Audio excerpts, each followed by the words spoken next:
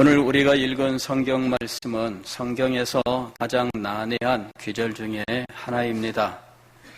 세례 요한의 때부터 지금까지 천국은 침노를 당하나니, 천국이 침노를 당하고 있다라고 하는 이 말이 상당히 오해를 하게 만드는 말씀입니다. 어떤 분들은 이 말을 세례 요한의 때부터 천국은 악의 무리에게 침략을 당하고 박해를 받고 있다라고 해석을 했습니다. 천국은 침략당하고 박해를 받고 있다.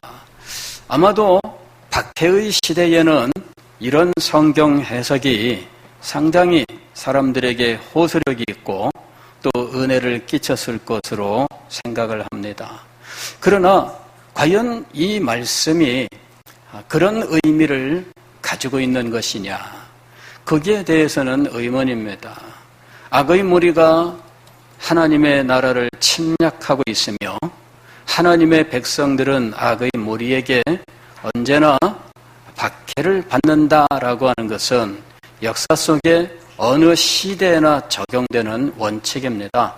세례 요한의 때부터만 유독 이런 원리가 진행되어야 될 이유가 하나도 없습니다. 그 이전에는 그런 일이 없었다는 이야기일까요? 그렇지 않습니다.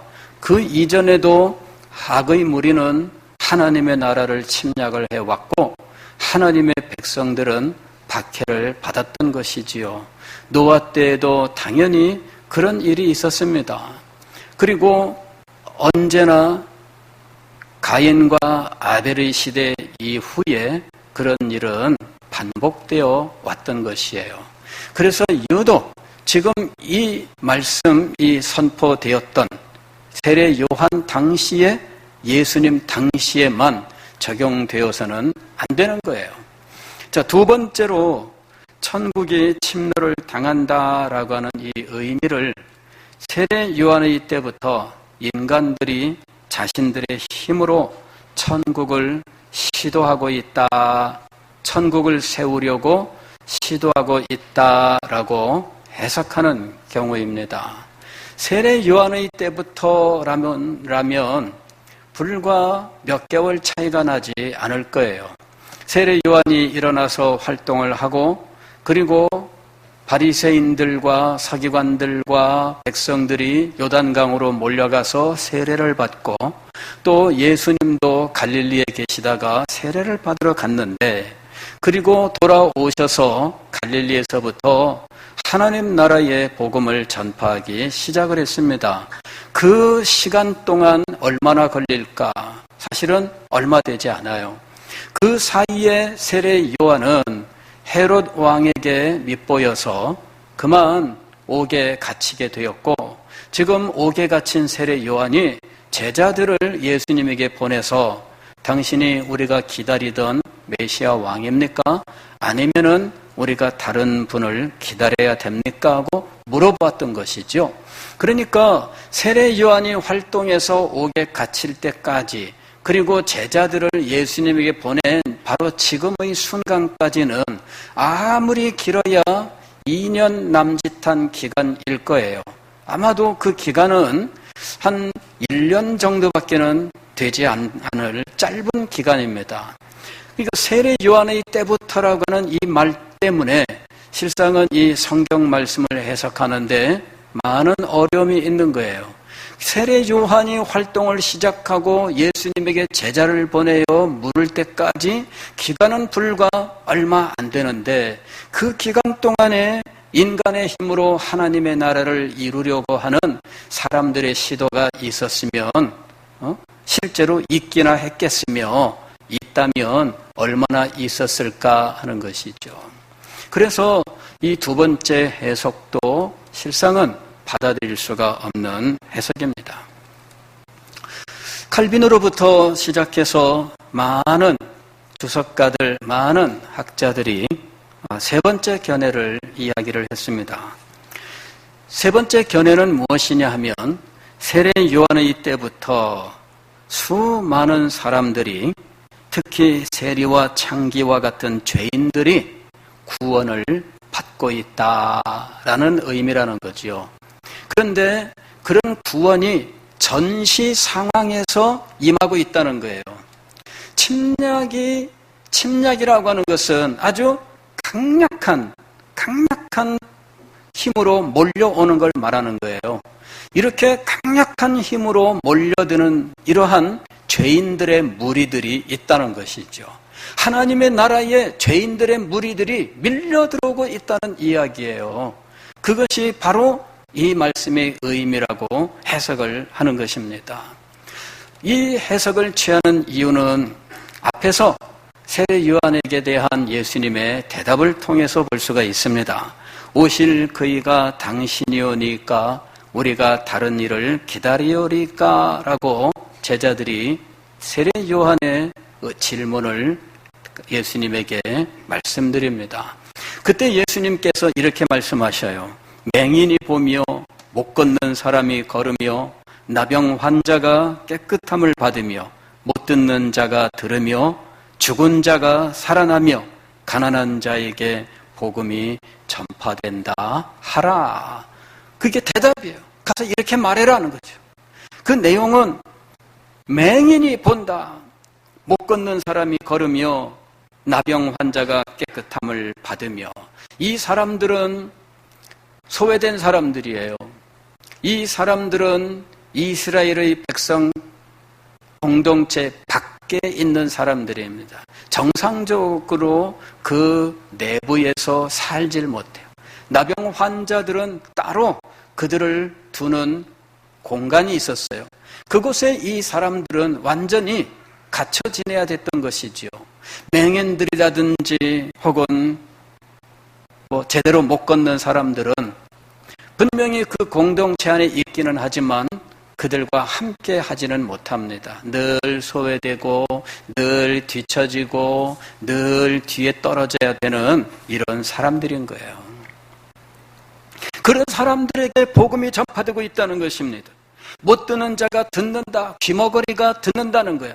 놀라운 이적이 일어나고 있습니다. 나병 환자가 깨끗함을 얻고 못 걷는 사람이 걷고 맹인이 보고 못 듣는 자가 듣고 놀라운 이적이 일어나요. 중풍병자가, 죽은 자가 살아납니다. 가난한 자에게 복음이 전파됩니다. 그러면서 천국이 침노를 당하고 있다. 자, 이런 모든 현상들을 침략이라고 하는 의미를 담아서 표현하고 있는 거죠. 예수님은 언제나 우리가 어떤 정의를 내리듯 A는 B다 이런 식으로 정의를 내리지 않습니다.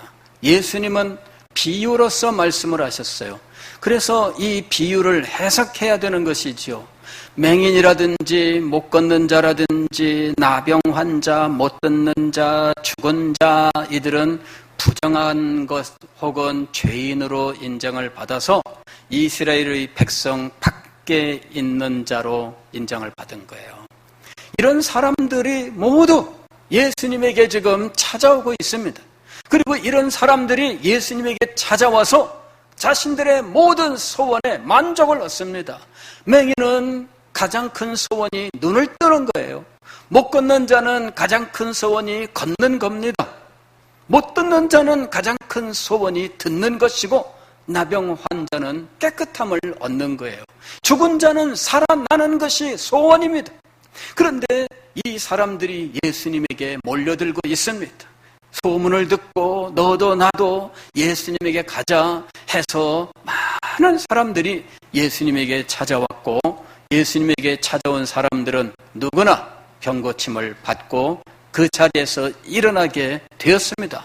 나병 환자는 깨끗하게 되었습니다. 놀라운 이적이 이 백성 가운데 임하고 있으며 구원이 이 백성들에게 임하고 있었습니다.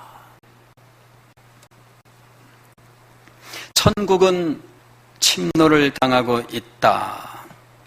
이 말은 천국의 혁명성 혹은 역동성을 의미하는 말이에요.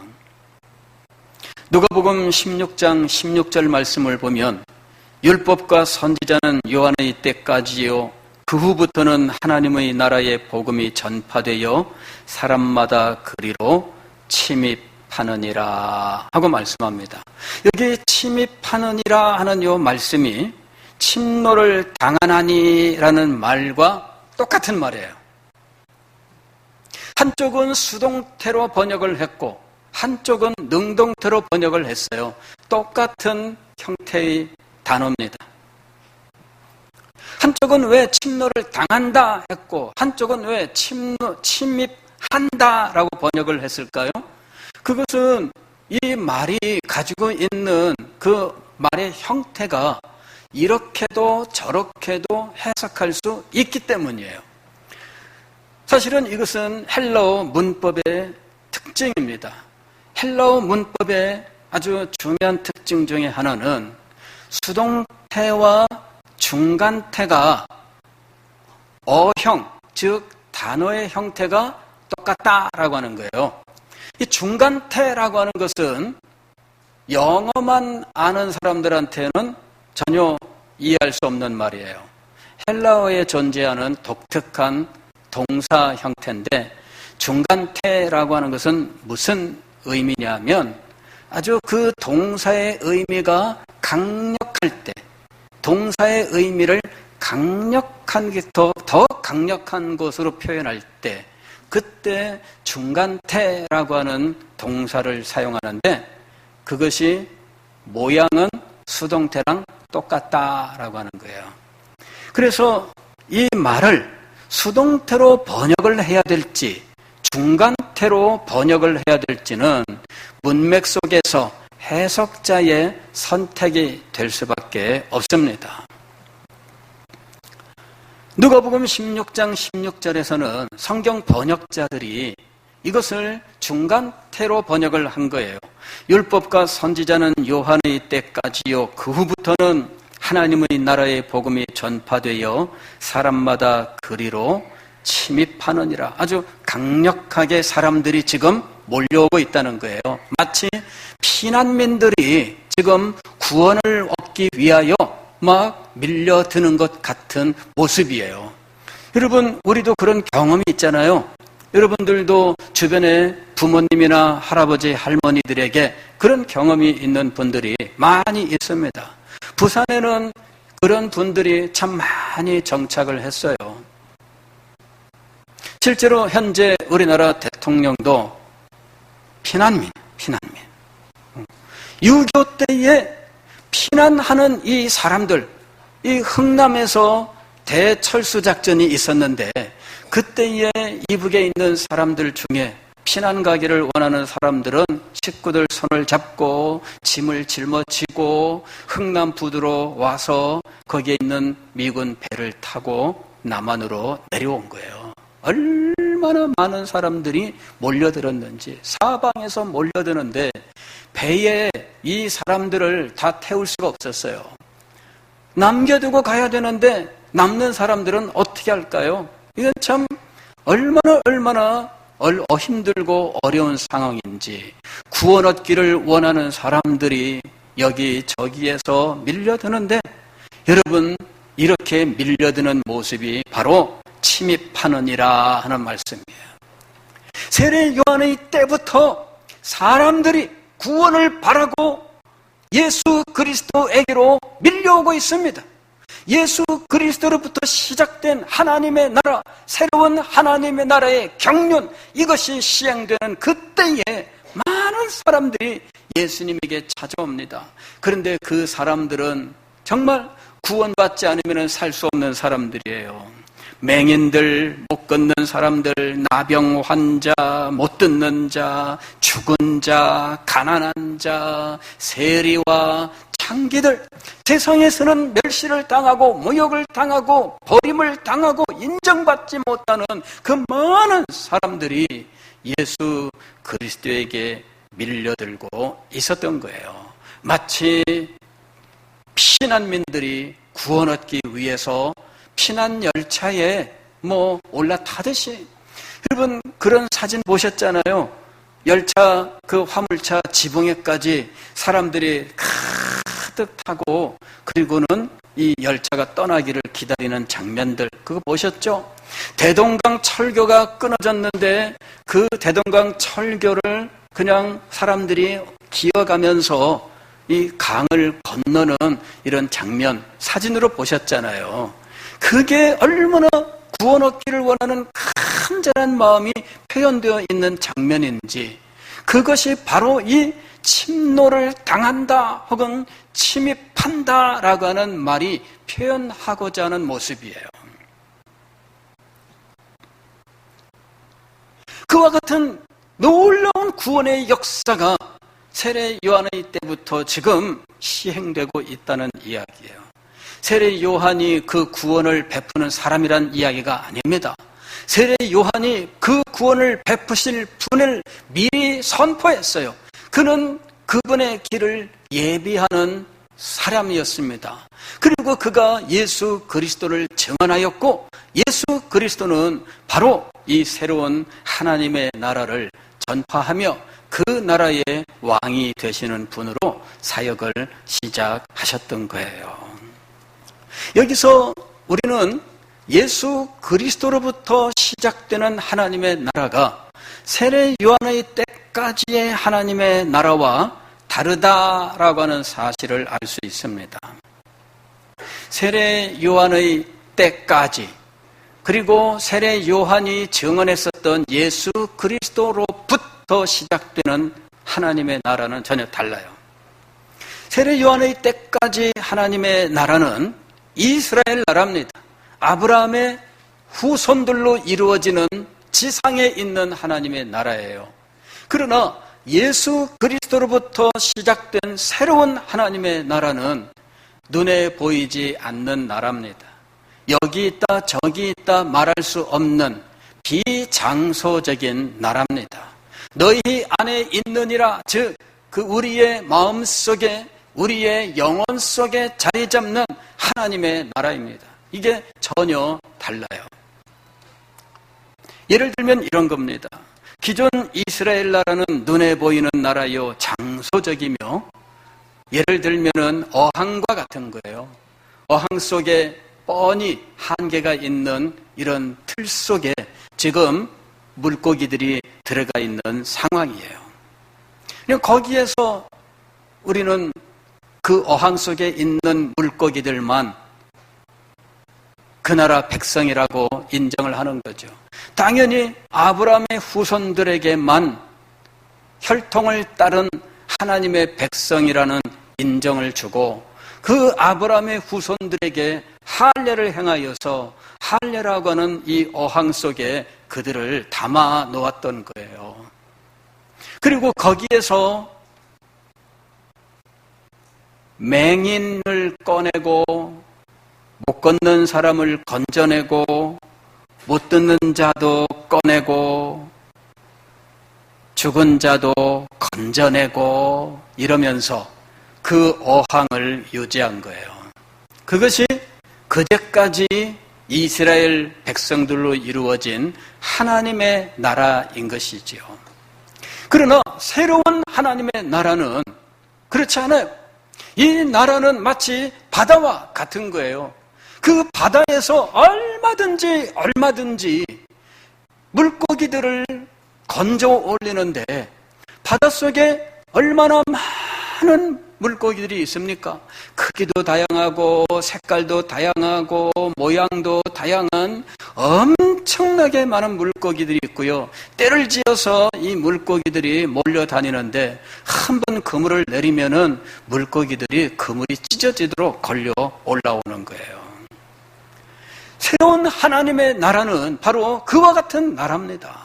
내가 너희로 사람 낚는 어부가 되게 하리라 하였을 때, 그들은 낚시대를 가지고 가서 하나하나 건져 올리는 어부가 아니에요. 그들은 그물을 치는 어부들이에요.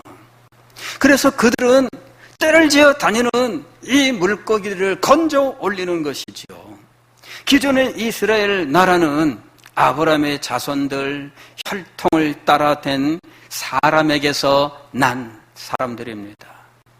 그리고 그들은 가나안이라고 하는 이 젖과 꿀이 흐르는 땅, 장소가 명확하게 정해져 있는 곳에서 율법이라고 하는 법을 지키면서 살아가던 사람들이에요.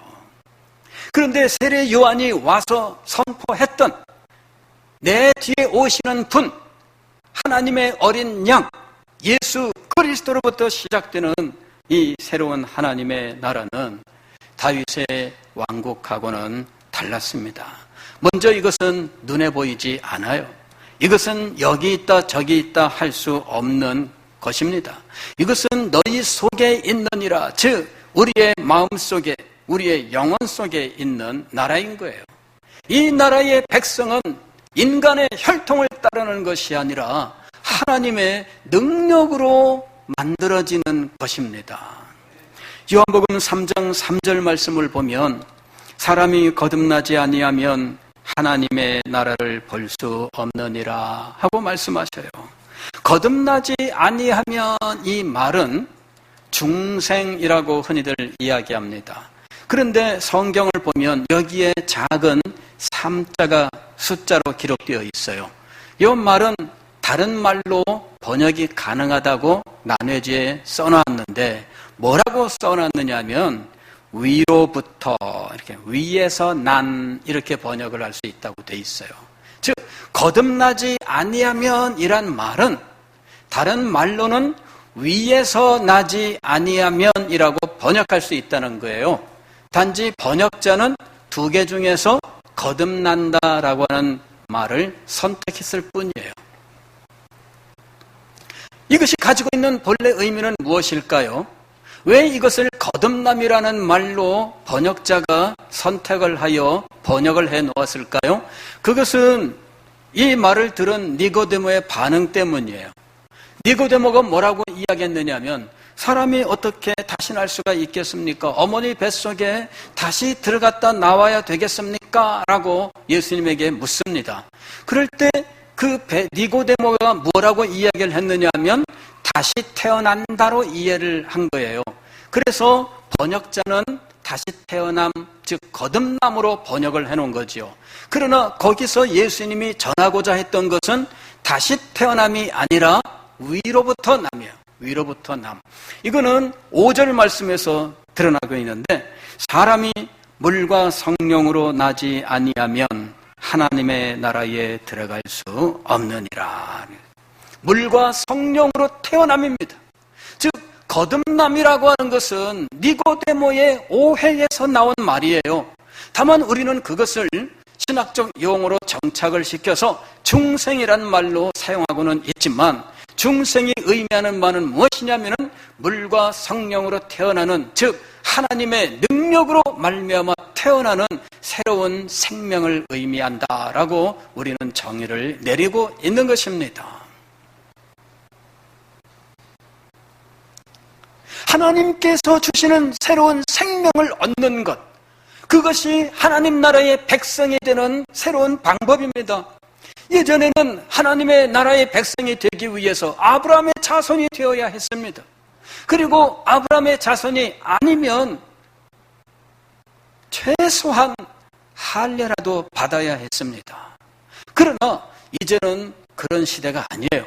예수님께서 오신 후에 예수님께서 주시는 새로운 하나님 나라의 원칙은 성령으로 태어나는 것입니다. 하나님 나라의 백성의 풀이 변한 거예요. 풀이라고 하는 것은 수영장이죠. 이 풀이라고 하는 것은 그 안에 들어가 있는 어떤 대상들을 의미하는 거예요. 그 풀이 바뀌었어요. 예전에는 거기에 아브라함의 후손, 할례를 받은 자, 율법을 지키는 자, 이런 사람들만 그 안에 있었던 거예요. 그 안에 있는 사람이 하나님 나라의 백성이 될 수 있었던 거예요. 그러나 이제는 바뀌었습니다. 모든 족속이 되어버린 거예요. 그러므로 너희는 가서 모든 족속으로 제자를 삼아 그랬습니다. 오직 성령이 너희에게 임하시면 너희가 권능을 받고 예루살렘과 온 유대와 사마리아와 땅끝까지 이르러 내 증인이 되리라. 즉 가나안 땅이라고 하는 이 한정된 장소가 아니라 땅끝이라고 하는 특정 장소가 아닌 모든 세상이 이제는 하나님의 나라의 대상이에요. 그곳에 있는 모든 족속들, 모든 민족들이 하나님의 나라의 백성이 될 수가 있습니다. 그리고 그들이 하나님 나라 백성이 되는 방법은 성령으로 태어나는 것이에요. 그리고 이렇게 성령으로 태어난 하나님의 백성들 마음속에는 하나님의 법이 새겨집니다. 예전에는 하나님의 법이 돌판에 새겨졌어요. 모세가 하나님에게 받아 가지고 내려온 돌판이 바로 율법 10계명을 기록하고 있던 것이었어요. 그것을 법궤 안에 넣어서 보관하고 우리는 하나님께 율법을 받은 백성들이며 우리가 율법을 지켜 하나님의 나라 백성이 되는 것이다 라고 가르쳤던 거예요. 그러나 이제는 다르게 되었습니다. 이제는 돌판에 새겨진 율법이 아니라 마음판에 새겨진 하나님의 법을 따라 사는 거예요.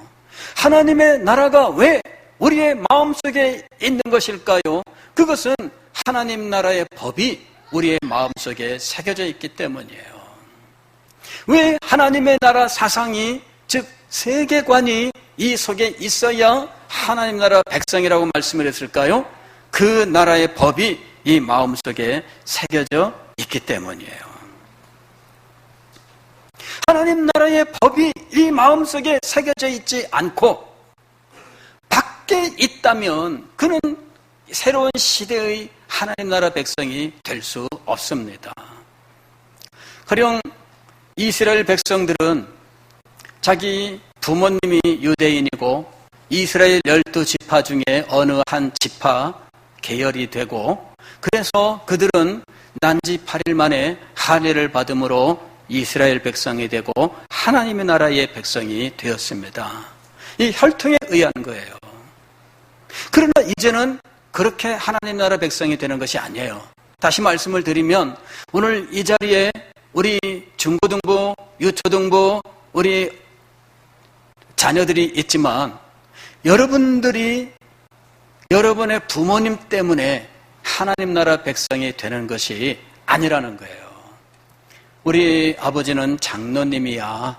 그러니까 이렇게 결론을 내릴 수가 없는 거예요. 우리 어머니는 집사님이야. 그러니까 이렇게 결론을 내릴 수가 없어요. 어떻게 해야 될까요? 하나님의 성령이 내게 임하였고 하나님의 권능이 내게 임하였다. 그러므로 이것이 결론이에요. 하나님의 성령의 역사가 내게 있느냐 이것이죠. 하나님의 은혜의 역사가 내게 있습니까?